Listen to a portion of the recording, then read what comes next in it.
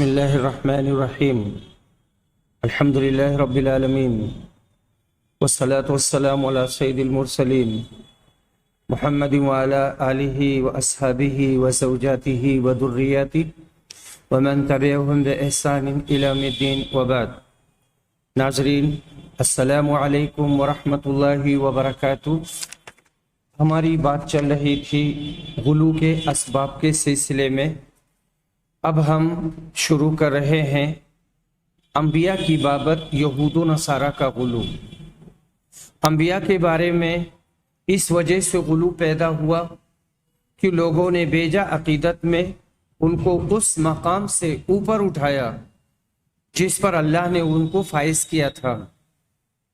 غلو اس وقت بھی پیدا ہوتا ہے جب کسی نبی کو صفات الہیہ سے متصف کر دیا جائے، اس کو ابن اللہ قرار دیا جائے۔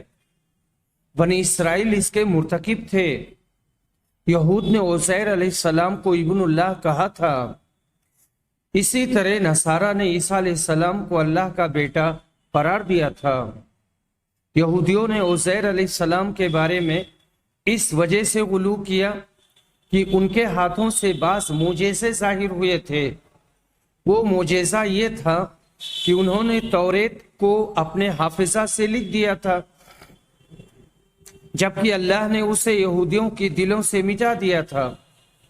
اسی طرح عزیر کے 100 سال تک مرے رہنے کے بعد اللہ نے ان کو زندہ کر دیا تھا۔ جب ان لوگوں کی عقل اللہ کے فعل، اس کی قدرت اور بشر کی محدود قدرت کے درمیان فرق نہ کر سکی تو عزیر کی نسبت اللہ کی طرف کر دی اور کہا کہ اللہ کے بیٹے ہیں۔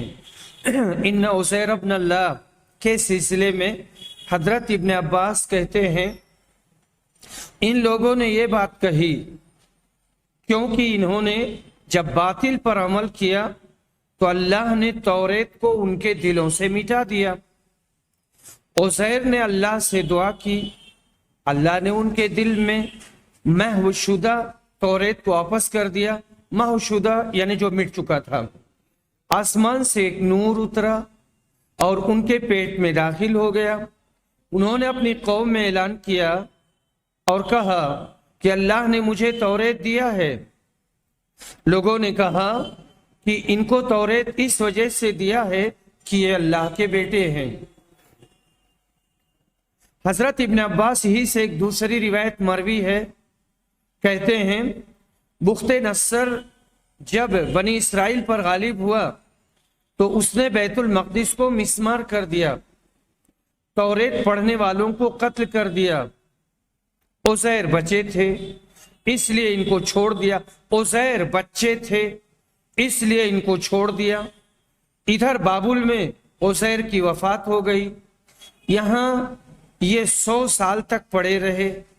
اللہ نے ان کو دوبارہ زندہ کر کے بنی اسرائیل کے پاس بھیجا۔ انہوں نے یہودیوں کے پاس جا کر کہا کہ میں عزیر ہوں، لیکن یہودیوں نے ان کو جھٹلایا اور کہا کہ ہمارے آبا و اجداد تو بیان کرتے تھے کہ عزیر بابل میں فوت ہو گئے ہیں۔ اگر تم واقعی عزیر ہی ہو تو توریت املا کرواؤ۔ عزیر نے توریت لکھ کر ان کو دے دیا۔ تب ان لوگوں نے کہا کہ یہ اللہ کے بیٹے ہیں۔ زاد المسیر فی علم تفسیر ابن جوزی جلد نمبر 3 صفحہ نمبر 423 424۔ دوسری روایت اس بات کو واضح کرتی ہے کہ عزیر علیہ السلام بنی اسرائیل کے نبیوں میں سے ایک نبی تھے۔ ان کا انتقال ہو گیا تھا۔ 100 سال کے بعد اللہ نے ان کو دوبارہ زندہ کیا، جیسے کہ اس کی تفسیر سورہ بقرہ کی اس آیت میں آئی ہے، او کالذی مر علی قریہ وہی خاویۃ علی عروشها قال انا یحیی هذه اللہ بعد موتها فاماته اللہ 100 عام ثم بعثه قال کم لبثت قال لبثت يوما او بعد يوم قال بل لبثت 100 عام فانظر الى طعامك وشرابك لم يتسنه وانظر الى حمارك ولنجعلك آية للناس وانظر الى العظام كيف ننشزها ثم نكسوها لحما فلما تبين له قال اعلم ان الله على كل شيء قدیر۔ سورۃ البقرہ صفحہ آیت نمبر 259۔ یا اس شخص کے مانند جس کا گزر اس بستی پر ہوا جو چھت کے بل اوندھی پڑی ہوئی تھی، وہ کہنے لگا اس کی موت کے بعد اللہ اسے کس طرح زندہ کرے گا؟ اس پر اللہ نے اسے 100 سال کے لیے مار دیا، پھر اسے اٹھایا، پوچھا کتنی مدت تجھ پر گزری؟ کہنے لگا 1 سال یا اس کا کچھ حصہ۔ فرمایا بلکہ تو 100 سال تک رہا، تم اپنے کھانے اور پانی کو دیکھو یہ خراب نہیں ہوا ہے، اور اپنے گدھے کو دیکھو ہم تم کو لوگوں کے لیے ایک نشانی بناتے ہیں، تم دیکھو ہڈیوں کو کس طرح اٹھاتے ہیں پھر اس پر گوشت چڑھاتے ہیں۔ جب یہ سب ظاہر ہو چکا تو کہنے لگا میں جانتا ہوں کہ اللہ ہر چیز پر قادر ہے۔ جب اللہ نے ان کو بنی اسرائیل کے پاس بھیجا تو انہوں نے اپنے حافظہ سے ان کو توریت کا املا کروایا، جبکہ بخت نصر نے بیت المقدس پر حملہ کرنے کے بعد اس کے سارے حافظوں کو مار ڈالا تھا۔ یہودیوں کی عقل جب اس معجزہ کا استیاب نہ کر سکی، یعنی اس کا احاطہ نہیں کر سکی اور اس کو اچھے سے سمجھ نہیں سکی، اور اس اللہ پر ایمان نہ لائی جس نے اپنے بندے عزیر کے ذریعہ اس معجزہ کو جاری کیا، تو لوگوں نے کہہ دیا کہ وہ اللہ کے بیٹے ہیں۔ نصرانیوں نے عیسیٰ علیہ السلام کو اللہ کا بیٹا اس وجہ سے کہا کہ یہ بنا والد کے پیدا ہوئے تھے، اور یہ مجذوم اور مبروس کو شفا دے دیتے تھے، اور اللہ کے حکم سے مردوں کو زندہ کر دیتے تھے۔ عیسیٰ علیہ السلام کے ابن اللہ ہونے کا دعویٰ ان کے ساتھیوں نے نہیں کیا تھا، اس کا قائل بولس تھا، اور وہ نصرانی ہے جن کو اس نے گمراہ کیا تھا۔ یہ بات رفع عیسیٰ کے ایک لمبی مدت کے بعد کہی گئی تھی۔ مجذوم اور مبروس کا لفظ آیا ہے۔ مجذوم ایسا آدمی جس کو جوزام ہو جائے، کوڑھ کی بیماری ہو جائے، اور مبروس اس کو کہتے ہیں جس کو برس کی بیماری ہو جائے اور اس کے جسم میں کہیں سفیدی آ جائے۔ رفع عیسیٰ کا مطلب ہے عیسیٰ علیہ السلام کا اٹھایا جانا۔ اس نے اپنے اس قول عیسیٰ ابن اللہ کے ذریعہ، یعنی بولس نے، اس نے اپنے اس قول عیسیٰ ابن اللہ کے ذریعہ نصرانیوں کو فریب دیا، ان کو دھوکہ دیا، اور یہ لوگ مشرک ہو گئے۔ انہوں نے عیسیٰ کو اللہ یا ابن اللہ کہا۔ قرآن نے مختلف مقامات پر اس فکر کی تردید کی ہے اور بتایا ہے کہ یہ صرف ان کا دعویٰ ہے جو دلیل سے عاری ہے۔ اللہ تعالیٰ فرماتے ہیں ان مثل عیسیٰ عند اللہ کمثل آدم خلقہ من تراب ثم قال له کن فیکون۔ سورہ آل عمران آیت نمبر 59۔ عیسیٰ کا حال اللہ کے نزدیک آدم کی طرح ہے کہ اس نے مٹی سے ان کا قالب بنایا، پھر فرمایا انسان ہو جا تو وہ انسان ہو گئے۔ سورہ نساء میں فرمایا یا اہل الکتاب لا تغلوا فی دینکم ولا تقولوا علی اللہ الا الحق انما المسیح عیسی ابن مریم رسول اللہ وکلمتہ القاها الى مریم وروح منہ فآمنوا باللہ ورسولہ ولا تقولوا ثلاثہ انتہوا خیرا لکم انما اللہ الہ واحد سبحانہ ان یکون لہ ولد لہ ما فی السماوات وما فی الارض وکفا باللہ وکیلا۔ لن یستنکف المسیح ان یکون عبدا للہ वलल मुकर्रबून वमन यस्तनकिफ अन इबादती वयस्तकबिर फसयहशुरुहुम जमीआ। सूरह निसा आयत नंबर 171 172।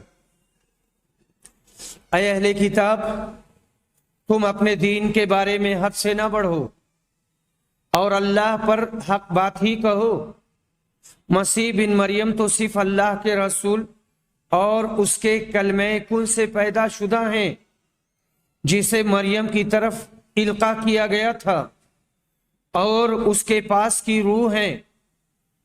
इसलिए तुम अल्लाह को और उसके सारे रसूलों को मानो और ना कहो कि अल्लाह तीन है, इससे बाज आ जाओ, ये तुम्हारे हक में बेहतर है। अल्लाह ही माबूद वाहिद है, वो इससे पाक है कि उसकी औलाद हो, और उसके लिए है जो कुछ आसमान में है और जो कुछ जमीन में है, और अल्लाह बहैसियत कारसाज काफी है। मसीह इस बात से आर नहीं रखते कि अल्लाह के बंदे हों और ना मुकर्रब फरिश्ते आर रखते हैं, और जो शख्स उसकी इबादत से दिल चुराए और तकब्बुर करे तो अल्लाह इन सबको अपने पास जमा करेगा। इस तफसील से बात वाज़ेह हुई कि इन्हिराफ और गुलू का आगाज इस वजह से हुआ कि लोग अल्लाह की कुदरत और बंदे की कुदरत, मुअजिज़ा और नबी के फेल के दरमियान तमीज न कर सके, फर्क न कर सके। ये इन्हिराफ बढ़ता रहा, यहाँ तक कि ये गुमान किया जाने लगा कि ये अफ़ाल नबी से सादिर होते हैं, क्योंकि वो या तो इलाह हैं या इब्नुल्लाह। नसरानी गुलू में यहूदियों से आगे हैं, क्योंकि जिन लोगों ने उज़ैर को इब्नुल्लाह कहा था वो यहूदियों की एक छोटी सी जमात थी, जबकि सारे नसरानी अकीदा रखते हैं कि मसीह इब्नुल्लाह हैं या अल्लाह हैं। तफसीर इब्न जरीर तबरी जिल्द नंबर 14 सफ़ा नंबर 201 202। अल्लाह ने अहले किताब को गुलू से रोका है, तो हम मुसलमानों के लिए भी इसमें इस बात की ममानियत है कि अंबिया और सालिहीन के बारे में यहूदो नसारा के गुलू आमेज मौक़िफ़ को अपनाएं और हम भी वैसे ही गुमराह हो जाएं जैसे वो गुमराह हुए थे। रसूल सल्लल्लाहु अलैहि वसल्लम ने जहां अपने सिलसिला में इतरा और गुलू से मना किया है, वहीं इस बात की भी तंबीह की है कि ये ईसा के बारे में नसरानियों के गुलू के मानिंद है। रसूल अकरम ने फरमाया, तुम मेरे बारे में गुलू ना करना जैसे नसरानियों ने इब्ने मरियम के बारे में किया था। मैं उसका बंदा हूं, इसलिए तुम लोग कहो अल्लाह के बंदे और उसके रसूल। सही बुखारी जिल्द नंबर 4 सफ़ा नंबर 204। इस ताकीद के बावजूद इस उम्मत की एक जमात खास तौर से जुनूब एशिया में रसूल की ज़ात की बाबत जबरदस्त गुलू का शिकार है। अल्लाह उनको हिदायत दे। ज़ात रसूल सल्लल्लाहु अलैहि वसल्लम में शियों का गुलू। उम्मत का इस बात पर इत्तेफाक है कि अल्लाह के सारे रसूल बशर थे और जिस कौम की तरफ उनको भेजा जाता था उन्हीं में से ये होते थे, ताकि एक दूसरे को आसानी से समझ सकें और इफ़हाम व तफ़हीम में कोई दिक्कत और परेशानी ना हो। इफ़हाम व तफ़हीम यानी समझने और समझाने में। आखिरी नबी हज़रत मोहम्मद सल्लल्लाहु अलैहि वसल्लम भी बशर थे। अल्लाह की जानिब से आपकी तरफ वही की जाती थी। रसूल के बशर होने से उनकी शख्सियत मजरूह नहीं होती और न ही ये गुस्ताखी है। नबी की बशरियत सूरज की तरह आया है। इसके बावजूद इस्लाम की तरफ निस्बत करने वाली बाज़ जमातों ने اس حد تک غلو کیا ہے کہ آپ کو بشریت کے حدود سے خارج کر دیا۔ شخصیات کے باب میں شیعوں نے غلو کا دروازہ کھولا ہے۔ انہوں نے علی اور ان کی ذریت کے بارے میں غلو کیا۔ بعض شیعہ علی اور ان کی ذریت کو معصوم مانتے ہیں اور کچھ دوسرے حضرت علی کو نبی مانتے تھے۔ بعض شیعوں نے اس حد تک غلو کیا کہ ان کو الہ قرار دیا اور اس بات کا دعویٰ کیا کہ اللہ کی روح ان میں اور ان کی ذریت کے ائمہ میں حلول کیے ہوئے ہے، یعنی داخل ہے۔ مقالات الاسلامین ابو الحسن اشعری صفحہ نمبر 5۔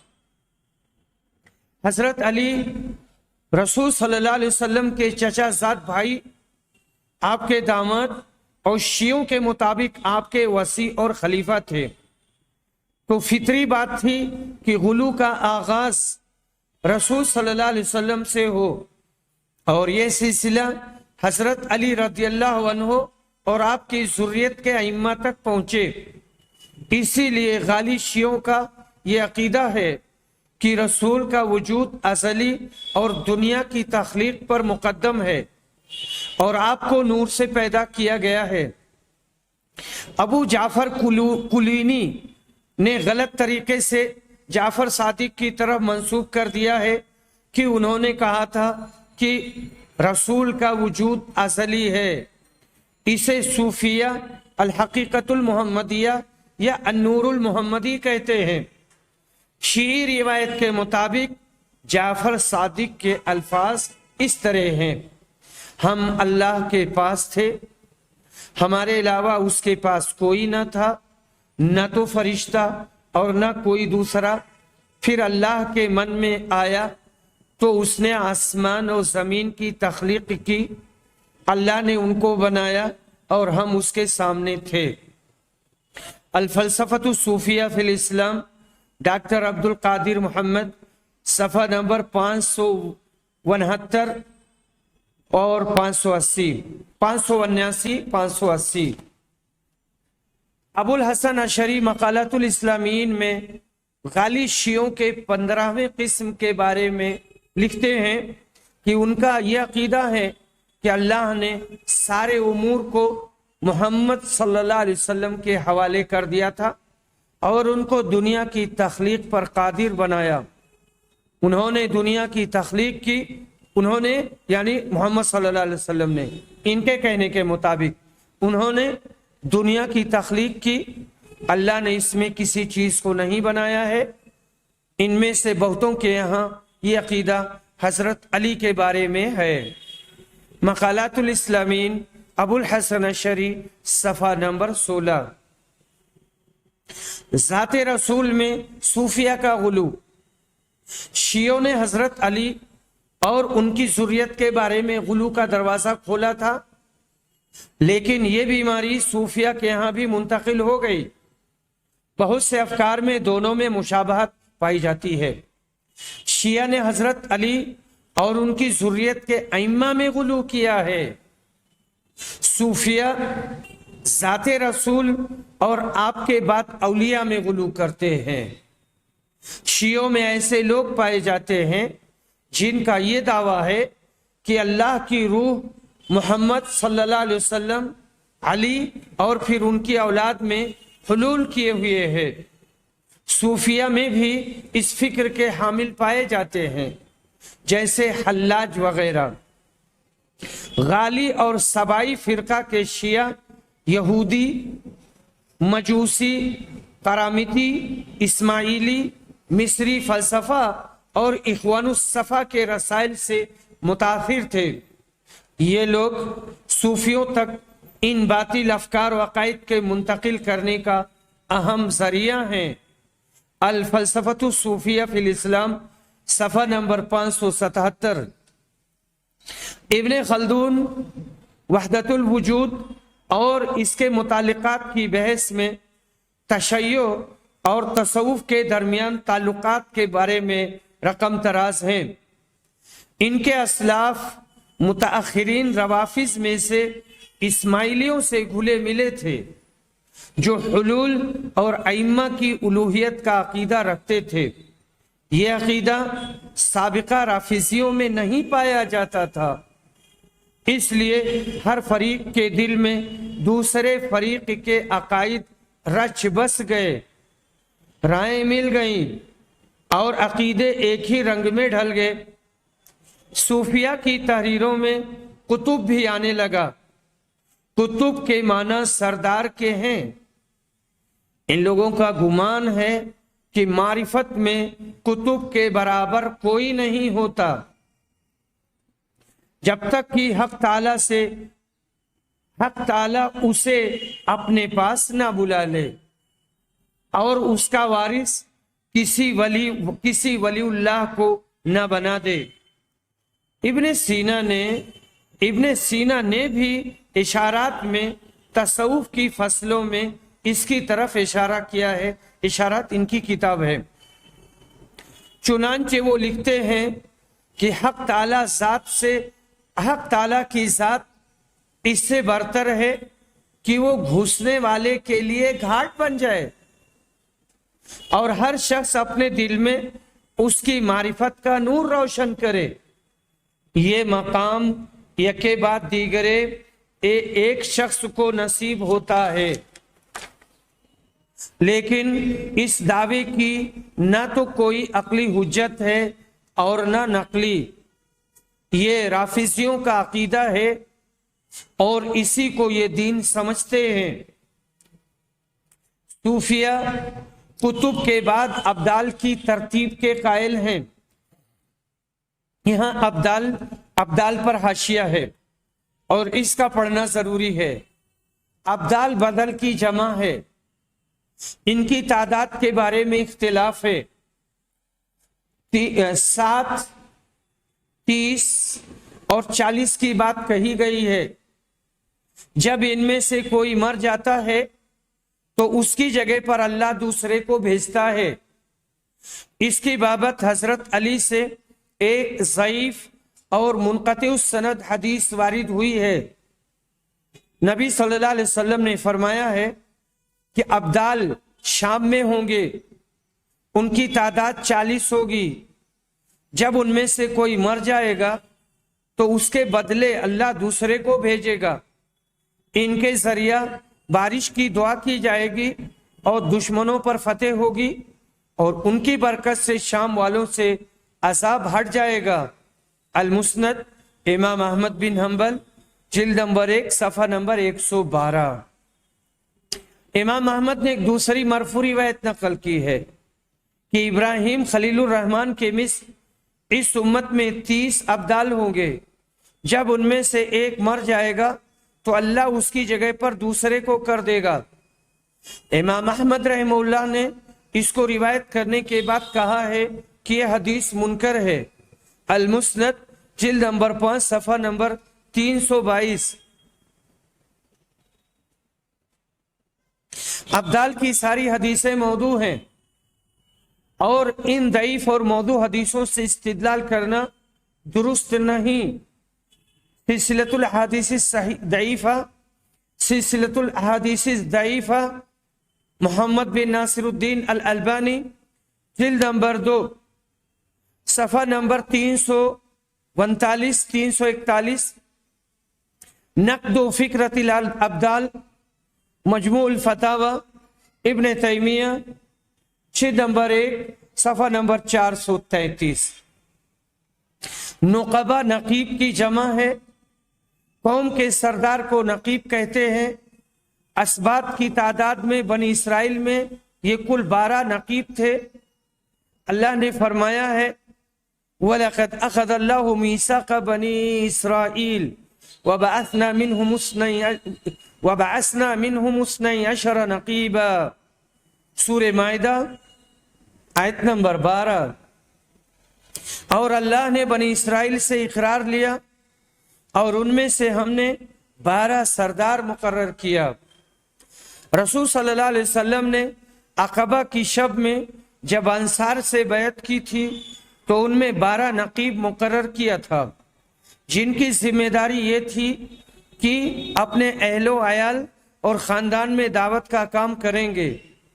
امامیہ اثنا عشریہ شیعہ اہل بیت کے 12 اماموں کو مانتے ہیں، جن کی تعداد بنی اسرائیل کے نقبہ کی گنتی کے برابر ہے۔ یہاں سے ائمہ کے لیے نقبہ کا لفظ مشہور ہوا۔ شیعہ نقبہ کے قائل ہیں، یہ اپنے طریقے اور خلوت کو صحیح اور مستند قرار دینے کے لیے فرقہ تصوف کو حضرت علی کی طرف منسوب کرتے ہیں۔ یہ بھی انہوں نے شیعوں کی دیکھا دیکھی کیا، ورنہ حضرت علی خلوت، طریقت، حال اور مخصوص لفاظ سے مختص نہ تھے۔ عام صحابہ کی طرح ان کا بھی حال تھا۔ نبی صلی اللہ علیہ وسلم کے بعد سب سے زیادہ پارسا اور عبادت گزار صدیق اور فاروق تھے، لیکن ان میں سے کوئی بھی کسی خاص چیز کے ساتھ مخصوص نہ تھا، بلکہ تمام صحابہ دینداری، پارسائی اور مجاہدہ میں نمونہ تھے۔ مقدمہ ابن خلدون 873، ترجمہ راغب رحمانی دہلوی، جلد نمبر 2، صفحہ نمبر 372-373۔ تصوف اور تشیع کے درمیان یہ تعلق محض تاثیر اور تاثر کا نہ تھا۔ تاثیر یعنی اثر ڈالنا، اور تاثر کا مطلب ہے اثر قبول کرنا، بلکہ یہ ایک منظم تحریک تھی جس کا مقصد اسلام کے ستونوں کو توڑنا اور اسے بیخ و بن سے اکھاڑنا تھا۔ بیخ و بن کا مطلب یہ ہوا کہ جڑ سے اکھاڑ دینا تھا۔ یہ فارسی مذہب غنوصیت سے متاثر تھے۔ یہ لوگ اسلام کو دین، وثنیت اور فلسفہ کا عجیب و غریب ملغوبہ بنا دینا چاہتے تھے، تاکہ فارسیوں اور قومیت پرستوں کی آرزوؤں کو پورا کریں جو اسلام کے پھیلنے سے نالاں تھے۔ بہت سے ممالک میں شیعہ اور صوفیہ کے اتفاق اور ان میں سے ہر ایک کا دوسرے کے لیے میدان عمل فراہم کرنا ان کے غامض مقصد کی طرف رہنمائی کرتا ہے۔ غامض مقصد یعنی چھپا ہوا مقصد، پوشیدہ مقصد۔ البتہ تشیع پہلا مذہب نہیں ہے جس نے باہر سے آ کر تصوف کے افکار و نظریات اور عقائد پر اثر ڈالا ہے، بلکہ صوفیہ مجاہدہ، سلوک اور زہد کی بابت ہندوؤں سے متاثر ہیں اور ان سے بہت سے افکار کو لیا ہے۔ رہبانیت، خلوت اور خانقاہی تصور کو نصرانیوں سے اخذ کیا ہے، اور جہاں تک ہندوؤں سے متاثر ہونے کی بات ہے تو ہندوستان میں جو جوگی تھے، اور یہ جوگی یہ عام طور سے جنگلوں میں رہتے تھے یا اور دوسری جگہ ایسے ہی مندر بنا کر وہاں رہتے تھے، تو یہ بھی وہاں جاتے تھے اور ان سے پڑھتے تھے اور بہت ساری چیزیں ان سے سیکھتے تھے، تو ان کے افکار و نظریات سے متاثر ہوئے اور اس کو لیا۔ یہ خانقاہ دیر کے مشابہ ہوتی ہے، اسی طرح ان سے غنوصی مذہب لیا ہے۔ اقول عشرہ اور وحدت الوجود کے عقیدے یونانی فلسفہ اور جدید افلاطونیت سے مستفاد ہیں۔ الفلسفۃ الصوفیہ فی الاسلام، صفحہ نمبر 3۔ المیہ یہ ہے کہ صوفیہ نے ہر ممکنہ مصادر سے اپنے افکار و عقائد کو لیا ہے اور اسے اسلامی قالب میں ڈھالنے کی کوشش کی ہے تاکہ عوام اسے قبول کرے۔ ہمارے لیے یہاں پر جو بات اہم ہے وہ ہے صوفیہ کا رسول صلی اللہ علیہ وسلم کی بابت غلو آمیز موقف کا اپنانا۔ مشہور صوفیہ میں سے ہم یہاں پر صرف دو کا تذکرہ کریں گے۔ حلاج ابن عربی۔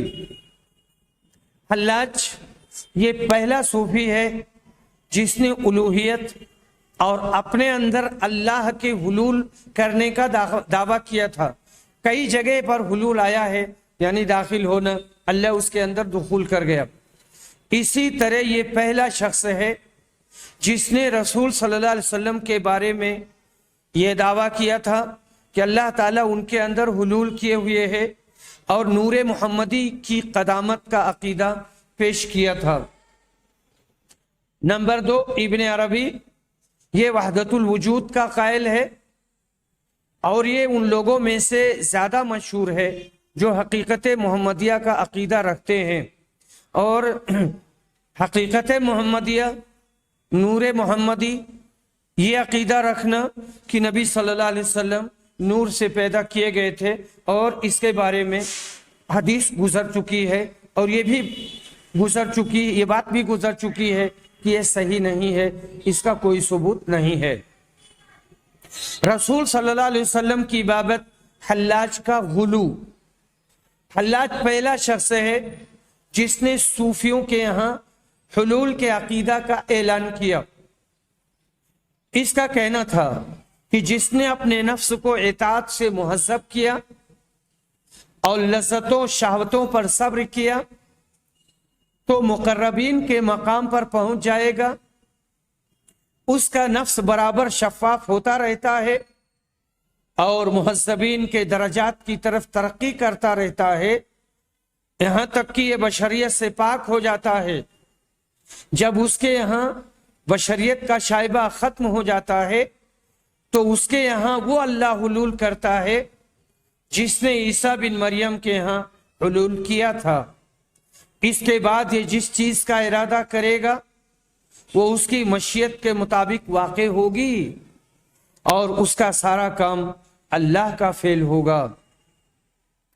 الفرق بین الفرق، صفحہ نمبر 263. حلاج کا دعویٰ تھا کہ اللہ کی روح اس کے یہاں ایسے حلول کیے ہوئے ہے جیسے انبیاء سابقین کے یہاں حلول کیے ہوئے تھی. یہ عقیدہ اس کے اقوال، اشعار اور کتابوں میں پایا جاتا ہے.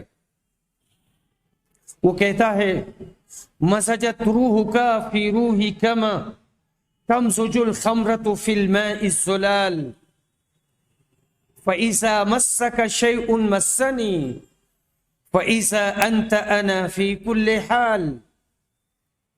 آپ کی روح میرے روح میں ایسے گھل گئی ہے جیسے شیریں پانی میں شراب مل جاتی ہے. اس لیے آپ کو کوئی چیز چھوتی ہے تو مجھ کو چھوتی ہے. اس طرح ہر حال میں آپ میں ہوں. اس کا ایک خفیہ شعر دیکھیں. الا ابلغ احبائی بانی رکبت البحر وانکسر السفینہ علی دین الصلیب یکون موتی فلا البطحاء ارید ولا المدینہ. میرے احباب کو بتا دو کہ میں سمندر پر سوار ہوا اور کشتی ٹوٹ گئی. میری موت صلیب کے دین پر ہوگی. میں نہ تو بطحا چاہتا ہوں اور نہ مدینہ. یہ حلاج کے چند اشعار ہیں جو اس کے عقیدے حلول کی وضاحت اور اس کے کفر کی صراحت کرتے ہیں. اس نے خود اعتراف کیا ہے کہ وہ دین صلیب یعنی عیسائی مذہب پر مرے گا. اس کا یہ عقیدہ ہے کہ اسلام کا کفر واجب ہے. اس کے بعد الوہیت کے دعویٰ پر تعجب نہیں ہونا چاہیے. وہ کہتا ہے انا الحق والحق للحق لابس ذاته فما ثم فرق. میں حق ہوں اور حق کے لیے ہے، اس کی ذات کو اوڑھے ہے اور دونوں میں کوئی فرق نہیں. یہ اپنے پیروکاروں کے پاس جب لکھتا تھا تو اپنے آپ کو الہ بتاتا تھا اور عوام میں تصوف کے پردے میں رہتا تھا. وآخر دعوانا ان الحمد للہ رب العالمین.